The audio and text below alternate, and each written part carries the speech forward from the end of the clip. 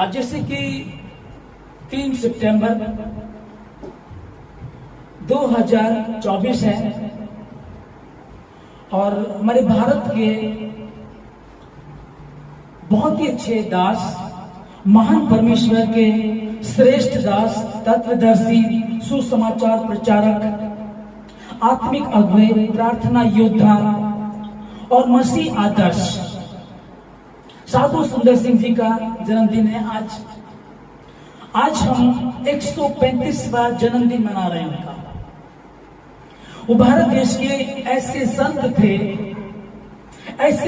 थे कि जब मैं बाइबल को पढ़ता हूं तो बाइबल में यीशु मसीह के जो 12 चेले थे और जो बाद में पौलुस जो चेला था, पौलुस के बाद यदि कोई चेला हुआ तो भारत देश में साधु सुंदर सिंह जी कैसे हम उसको देखेंगे। क्योंकि मैं जब इसको अध्ययन कर रहा था तो मैं देख रहा था, समानता को देख रहा था, मैं इस समानता को देख रहा था कि जो पौलुस करता था जब वो शाऊल था, जब तक तो परमेश्वर में नहीं था, वैसे ही साधु सुंदर सिंह जी भी वैसे ही किया करते थे। वो भी परमेश्वर से घृणा करते थे।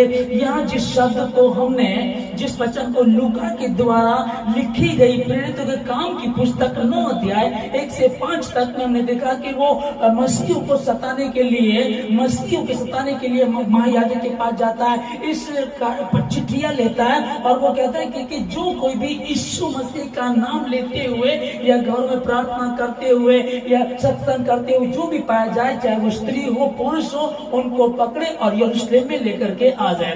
दमिश्क पहुंचने पर था ये, चलते चलते एक ज्योति चमकती है इसके ऊपर और ये भूमि पर गिर जाता है। तब ये यीशु जब भी भूमि पर गिर जाता है तब और वह उसको ये शब्द सुनाई पड़ता है, हे शाऊल तू मुझे क्यों सताता है। तब 5 में लिखा है, उससे पूछा, हे प्रभु तू कौन है। उसने पूछा, हे प्रभु तू कौन है। उसने कहा, मैं यीशु जिसे तू सताता है। अब इसको समझेगा कि 135वां जन्मदिन उनका हम मना रहे हैं भारत देश में। हम मसीहियों के लिए एक बहुत ही आनंद की, बहुत ही खुशी की बात है कि हमारे भारत देश में पंजाब के रामपुर में एक ऐसा व्यक्ति हुआ था जिसने जब परमेश्वर के दर्शन को दिखा तो उसके बाद वो परमेश्वर के पीछे हो लिया था। उन्हीं के रूम में जब पहले तो जो उनका जीवन था कि वो मसीह को सताया करते थे, मसीह विरोधी बन गए थे, मसीह विरोधी के लीडर बन गए थे वो, और वो मसीह को बहुत सताया करते, यहाँ तक कि बाइबल को भी फाड़ दिया करते थे। और जो मिशनरी लोग होते थे उनको भी सताते थे, कभी उनके ऊपर गोबर फेंक दिया करते थे, जहाँ कहीं प्रार्थना होती उस तरह की हरकतें किया करते थे। लेकिन धीरे वो ये सब विरोध, मसीह का विरोध करते चले गए। पर धीरे उनको हुआ क्या, एक दिन वो बड़े बेचैन हुए और बेचैनी के आलम में वो ये बात करने लगे कि यदि कोई परमेश्वर है, उनके अपने रूम में आज भी 135 वर्ष हो चुके हैं, हम उनका जन्मदिन मना रहे हैं। अभी ध्यान से इस सब चीज को समझिएगा कि उनके रूम में एक लेख लिखा हुआ है जहां उन्होंने अपनी टेस्टमनी को लिखा हुआ कि कैसे उस रात जब परमेश्वर से दर्शन को मांग रहे थे, वो क्या कहती, कोई परमेश्वर को देवी, कोई देवता या कोई संत है, अगर है तो मुझ पर प्रकट, जिस चीज को मांग रहे थे मैं आपके सामने पढ़ देता हूँ। उसमें लिखा हुआ है, यहाँ इस कमरे में साधु सुंदर सिंह ने 17 दिसंबर 1904 को जीवित ईश्वर से दर्शन मांगे कि क्या कोई जीवित ईश्वर है। वो प्रार्थना कर रहे थे, क्या कोई जीवित ईश्वर है। आगे लिखा कि फिर अगर है तो मुझ पर प्रकट हो, नहीं तो सुबह 5 बजे पहली ट्रेन दोहरा में आती है रेलवे स्टेशन पे। उनके घर से रामपुर से 3 किलोमीटर रेलवे ट्रैक है दोराहा, वहां एक ट्रेन आती है सुबह 5 बजे पहली ट्रेन, ठीक है। और आगे लिखा है, इस जीवन से हार मान लेगा। उन्होंने कहा कि इस जीवन से हार मान लेगा, जाकर के सुसाइड कर लेगा, आत्महत्या कर लेगा। आगे लिखा है कि पूरी रात उसने इंतजार किया, रात को उसने बात को बोला, यदि कोई ईश्वर है तो मुझ पर प्रकट हो। रात को उसने ये बोला और सुबह तक, फिर ये पूरी रात उसने इंतजार किया।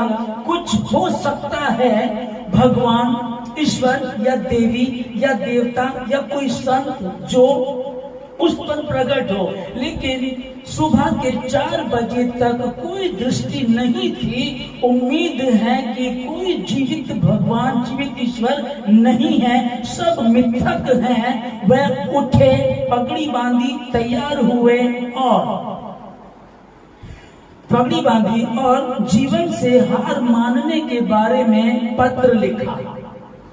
ये उनकी स्वयं की गवाही जो उनके रूम में आज भी लगी हुई है, वो मैं आपके सामने पढ़ करके सुना रहा हूँ। जब वह उस कमरे से बाहर निकलने वाला था, साधु सुंदर जी निकलने वाले थे, आगे लिखा कि तुरंत ही यीशु मसीह जीवित परमेश्वर ने लगभग 5:15 बजे 8 दिसंबर 1904 को दर्शन दिए। सुंदर सिंह, मैं मार्ग, सत्य, जीवन हूं। यीशु मसीह ने उसको दर्शन दिए, साधु सुंदर सिंह जी को दर्शन दिए और आगे लिखा कि यह कमरा, जिस कमरे में वो रहते थे, प्रार्थना कर रहे थे, वो सो रहे थे बेचैनी, तो उनको कह रहे थे कि यदि कोई ईश्वर कोई है तो मुझ पर प्रकट हो। और यहाँ लिखा कि यह कमरा उस परमेश्वर की महिमा और उपस्थिति से भरा हुआ था। जब परमेश्वर की ज्योति उन पर पड़ी तो वो कमरा परमेश्वर की महिमा से, उपस्थिति से भरा हुआ था। और फिर उन्होंने जब दर्शन देखा और उसके बाद वो कुछ देर बैठे रहे, उसके बाद उन्होंने अपने पापा को जाकर गया, पापा मैंने यीशु मसीह को देखा। उन्होंने कहा चल तो सपना देखा, उन्हें यकीन नहीं किया। इस तरीके से रहा। कहा तो ये एक विरोधी थे, ये एक विरोधी थे। परमेश्वर यीशु मसीह के लोगों को, मानने वालों को सताया करते थे। बाइबल को फाड़ देना, बाइबल को जला देना, बाइबल को गोबर में डाल देना, कीचड़ फेंक देना, मसीहों पर इतना रहता था। पहले मिशनरी स्कूल में पढ़ते थे, बाद में ये मिशनरी स्कूल से चिढ़ने लगे और उसके बाद इन्होंने फिर दूसरे स्कूल में एडमिशन लिया। हाँ, तो अभी इसको समझ देंगे, हम इसको समझेंगे कि जब ये परमेश्वर को देखना चाहते थे और परमेश्वर इनको दर्शन दिए। अब देखिएगा, मैं समानता को देख रहा था, जैसे मैंने भी लूका की द्वारा लिखा गया प्रेरितों का 9 अध्याय को पढ़ रहे थे, तो उसमें जो पौलुस है, मसीह लोगों को सताया करता था, तो मैं एक समानता देख रहा था यहाँ पौलुस में और साधु सुंदर सिंह जी में। अभी ध्यान समझिएगा इसको कि मैंने जैसे भी बताया कि मैं प्रभु यीशु मसीह के चेले जो हैं, उनके बाद यदि मैंने किसी को देखा है कि सचमुच कोई परमेश्वर का चेला है तो वो साधु सुंदर सिंह जी हमारे भारत देश के। ये मेरे और आपके लिए कितनी खुशी की और कितने गर्व की बात है। और आगे मैं अब बताता हूँ, पौलुस ने जब यीशु मसीह के दर्शन पाए तो पौलुस एक धनी व्यक्ति था, उसने सब कुछ छोड़ दिया और सब कुछ छोड़ करके लिखा है कि तंबू सिलने का काम किया करता था। ध्यान से समझिएगा, उस समय का करोड़पति बंदा था वो पौलुस। सब कुछ छोड़ करके बाद में तंबू सिलने का काम किया करता था और अतिथि सत्कार करता था, परमेश्वर के सुसमाचार को प्रचार किया करता था। आगे साधु सुंदर सिंह जी भी जब उन्होंने सब कुछ छोड़ दिया, ये भी धनी थे, बहुत धनी थे उस समय के, वो सब कुछ छोड़ दिया और नंगे पांव चलते थे।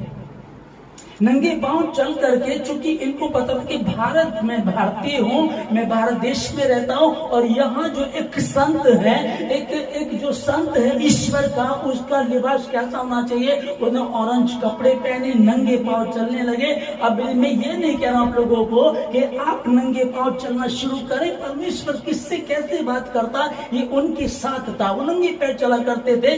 अब आगे दूसरी समानता देखिएगा, पौलुस को परमेश्वर ने दर्शन दिया। पौलुस तो परमेश्वर के लोगों को सताता था, उनको मारा करता था, लेकिन जब वो दमिश्क के नजदीक पहुंचा, चलते चलते ज्योतिष पर चमकी और परमेश्वर उसको दर्शन दिया। पौलुस ने दर्शन नहीं मांगा, परमेश्वर ने पौलुस को दर्शन दिया। साधु सुंदर सिंह ने दर्शन को मांगा और परमेश्वर उसको दर्शन दिया। ये थोड़ा सा ये फर्क है कि साधु सुंदर सिंह जी ने कहा मैं चाहता हूं यदि कोई ईश्वर है धरती पर तो वो मुझ पर प्रकट हो, यहाँ ये पाया जाता। लेकिन पौलुस ने ये नहीं मांगा, पौलुस को परमेश्वर ने खुद दर्शन दिया। ये थोड़ा सा आगे संत पौलुस मसीहों को सताया करता था, उनको मारता और जेल में डाला करता था। साधु सुंदर सिंह भी मसीहों को सताया करता था, बाइबल फाड़ दिया करते थे, जला दिया करते थे। दूसरी समानता ये, संत पौलुस गलातियों की पुस्तक में 6:14 में यह लिखा है, पर ऐसा ना हो कि मैं अन्य किसी बात का घमंड करूं, केवल हमारे प्रभु यीशु मसीह के क्रूस का, जिसके द्वारा संसार मेरी दृष्टि में और मैं संसार की दृष्टि में क्रूस पर चढ़ाया गया हूं। कितनी भयंकर बात है, इसको ध्यान से समझिएगा कि एक व्यक्ति धनी है, इकलौता बेटा है, उस समय की बात है। और कई बार लोगों से हम सुनते हैं कि ये अंग्रेजों का धर्म है।